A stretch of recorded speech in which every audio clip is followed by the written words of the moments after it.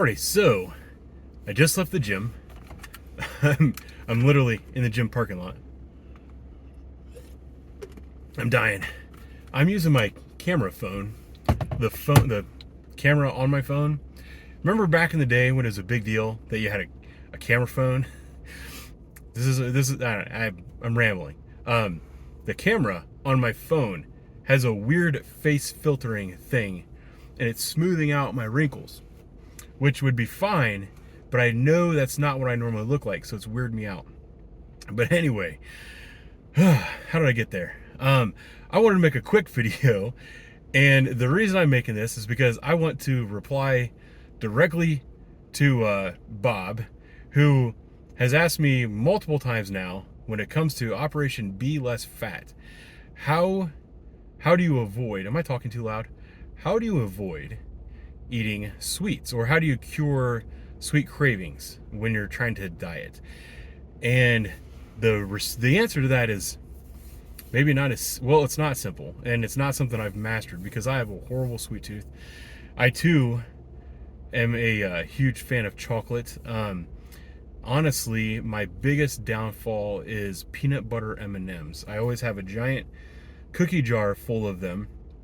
I started eating them when I was doing the keto diet way back in the day, and what I would do is I would allow myself like one M&M occasionally. Then when I went off keto, that turned into like 4 M&Ms every time I walk by, and in the span of a day, that's probably like 400 calories worth of M&Ms. That's too many M&Ms. So I'm not the best at it, but I go through phases.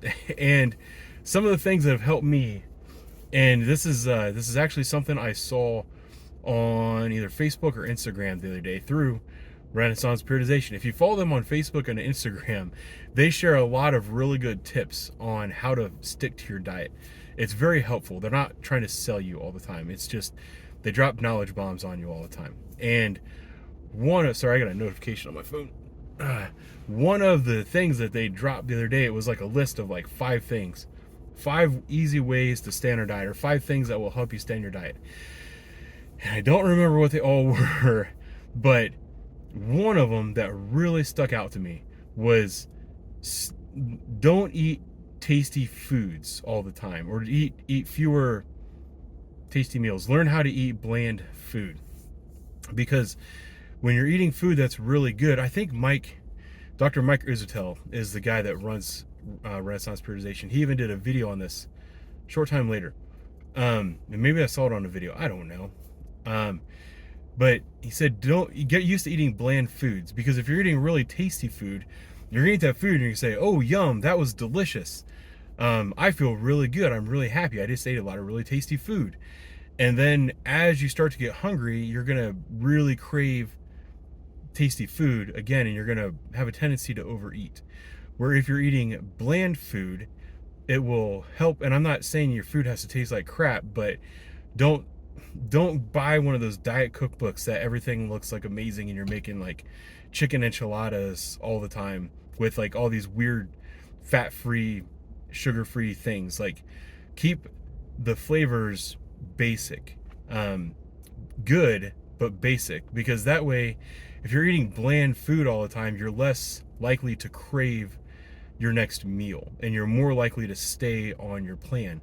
Then when it comes to sweets, I kind of, when I'm dieting hard, which I'm not right now, I kind of use it as a challenge. It's something that I use to I reward myself with good behavior, and my reward is just the fact that I proved I was strong enough to resist that temptation. So if I watch my kids eat ice cream and I don't have any for myself, that makes me really proud of myself, proud that I took control of my own diet and my own eating, and that I didn't let it control me. I think that's a big deal to me, and I think it should be a big deal to most people, and it should be something that if you're able to kind of conquer that, it should be something that makes you proud of yourself. And I think that's something that a lot of people kind of get wrong when they go on a diet. They say, oh, I'm going on a diet, I can't have this, I can't have that, I can't have this. I try to think of it as I'm rewarding myself by taking good care of my body, and I'm going to feel better because of it, and that's the reward. Maybe I'm a little bit demented, I don't know. I have the ability to push myself further than it appears a lot of people have. I remember, well, just the other day I was rowing. This isn't one of the ones that is on video. And I wasn't going for a personal best, but I wanted to finish strong. I was running a 5K. I wanted to finish really strong. I had about a little bit less than 2 minutes to go based on my pace, and I started to hit a wall. But I watched that pace meter on the row, and I just kept picking up the pace. I'm like, I've already rowed for almost 20 minutes. I've got less than 2 minutes to go. I've got to go. Kept pushing myself, thinking about how good it was going to feel to make that goal. When I finally stopped, I tried to take a couple deep breaths, and I started dry heaving because I was on the verge of puking. And I was able to push myself to that point, and it's not like I'm excited that I was about to puke. The reason I was about to puke is because I hadn't eaten right, and I actually I had some drinks the night before, and I didn't get a lot of sleep, and I was a little bit dehydrated. But the fact that I was able to overcome all of those obstacles and still actually have a pretty decent time, that is my reward. And like when I was in the Army and preparing for the Army, I had to lose a lot of weight to get into basic training. And then when I was in basic training, I think I lost 30 pounds in 4 months. That's how long basic training and AIT was? No. Yeah. It was only like 4 or 5 months. And I lost like 30 pounds during that time. And I remember when I was running, each step, especially when it started to get painful, each step to me was, hey, this is another step that's helping you lose weight, get to your goal, get in better shape, be one of the best people that you can. And to me, that's what motivated me. So when it comes to sweets, man, I'm gonna commit. Today's April 1st, and this is not a joke. I'm gonna commit to eating dessert only one time a week for the next 4 weeks, all the way through the month of May. Something else I'm gonna do is I'm going to spend most of my time on the rower. I did this last year actually, and when April came around this year, I thought it'd be fun to do again. I like to torture myself. I did this last year. I did 10K a day till the month of May. So for April, 4 days a week, I'm going to be on the rower. I'm going to row 10,000 meters a day, 4 days a week. I'm only going to eat sweets 1 day a week. Call that day Saturday. So on Saturday, I'll allow myself a little bit of dessert.